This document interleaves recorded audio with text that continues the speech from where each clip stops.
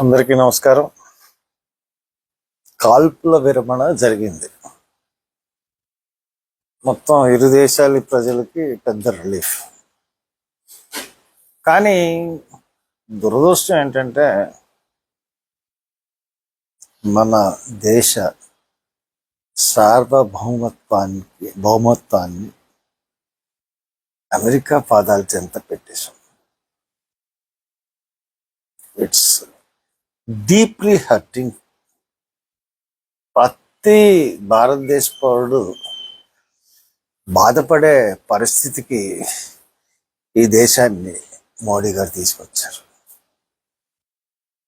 యుద్ధం కాల్పుల విరమణ జరిగింది అన్నది ఓకే అయినా కానీ మూడో దేశ ప్రమేయంతో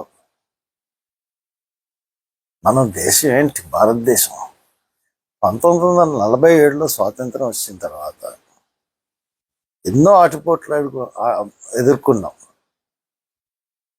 మనం 71లో యుద్ధం జరిగిన తర్వాత సిమ్లా ఒప్పందం.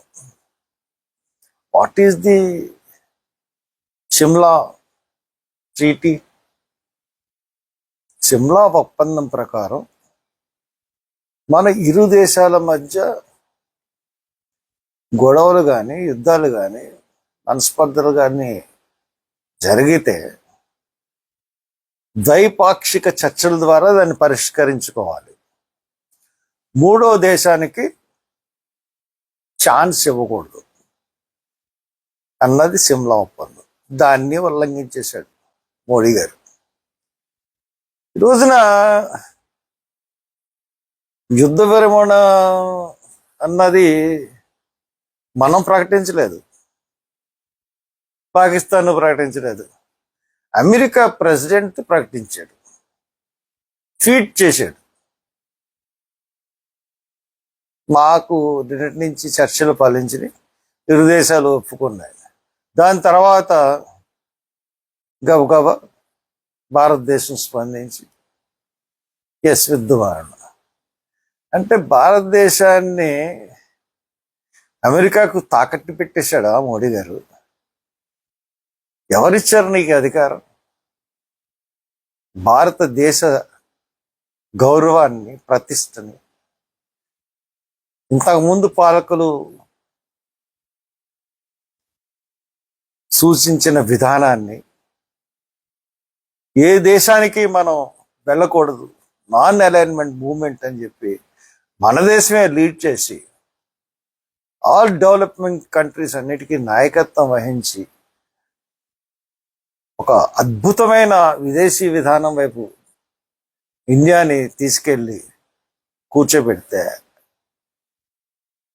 మీరు చేసిన పని ఏంటి? అతని నుంచి నిద్ర పట్టట్లేదు ఏంటి?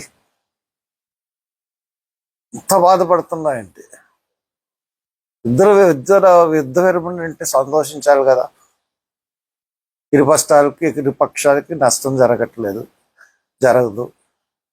యుద్ధం ఆగిపోతూ ఉంది.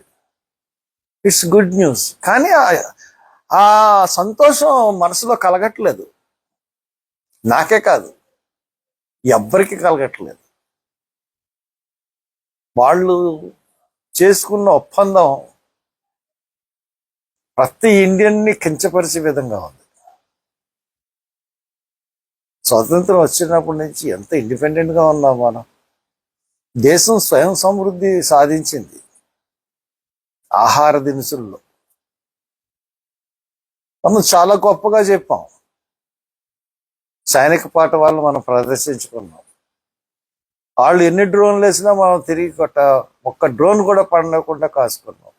ఇంత సామర్థ్యాలు ఉండి ఒక్క దాడి కూడా చేయకుండా చాలా లిమిటెడ్గానే దాడులు చేసాం. ఆ లిమిటెడ్ దాడులు కూడా సక్సెస్ఫుల్గా కంప్లీట్ చేసాం. అటువంటిది ఆల్ ఆఫ్ సడన్గా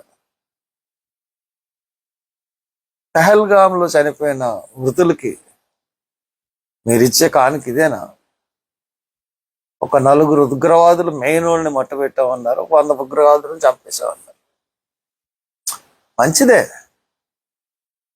కానీ ఏంటిది ఇలాగ ఈ రకంగా విరమణ చేయడం అన్నది ఒక సగటు భారతీయుడిగా నేను జీర్ణించుకోలేకపోతున్నాను.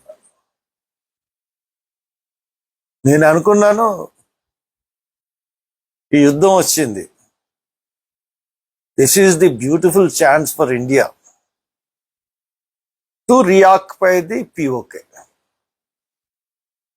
పాక్ ఆక్రమిత కాశ్మీర్ని ఈ యుద్ధం ద్వారా తిరిగి మనం తెచ్చేసుకోవచ్చు.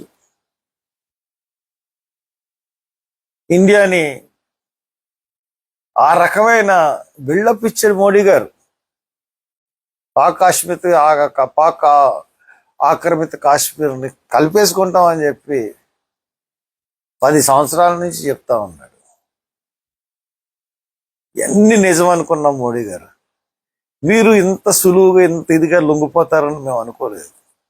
మీరు లొంగిపోవడమే కాకుండా భారతదేశాన్ని కూడా నగుబాటికి గురి చేశారు. దౌత్య సంబంధంగా మేము అన్ని దేశాలతో మాట్లాడాం అన్నారు, అన్ని దేశాలతో సత్సంబంధాలు ఉన్నాయన్నారు, అన్ని దేశాలు మన యుద్ధాన్ని సపోర్ట్ చేస్తా ఉన్నాయన్నారు. IMF దాంట్లో ఓటింగ్లో బహిష్కరించి బయటకు వచ్చింది భారతదేశం. అన్ని దేశాలు కలిపి పాకిస్తాన్కి లోన్ ఇప్పించినాయి. అది మీ దౌత్య నీతి. మీ దౌత్య నీతి కళ్ళారా కనబడింది IMF లోన్ ద్వారా. అడిగేవాడికి బుద్ధి లేకపోతే ఇచ్చేవాడి కన్నా బుద్ధి ఉండాలి.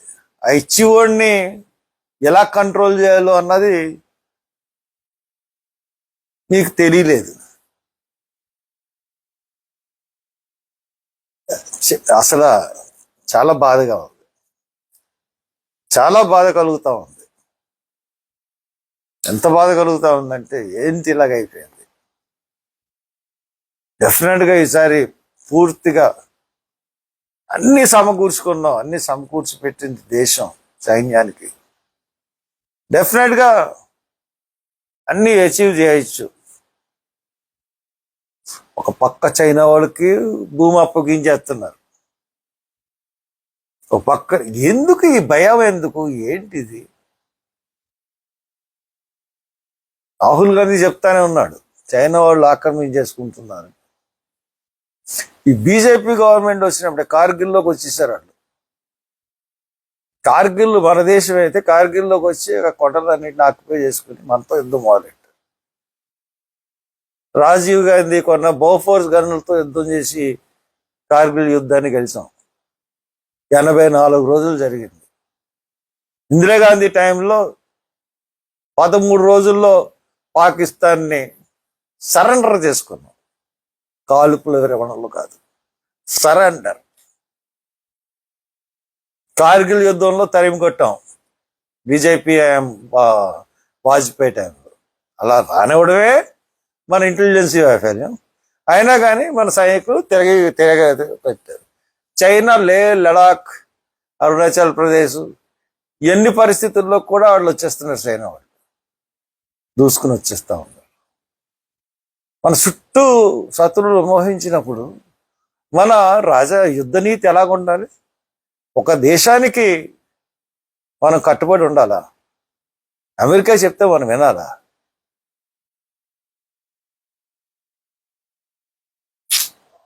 I'm sorry.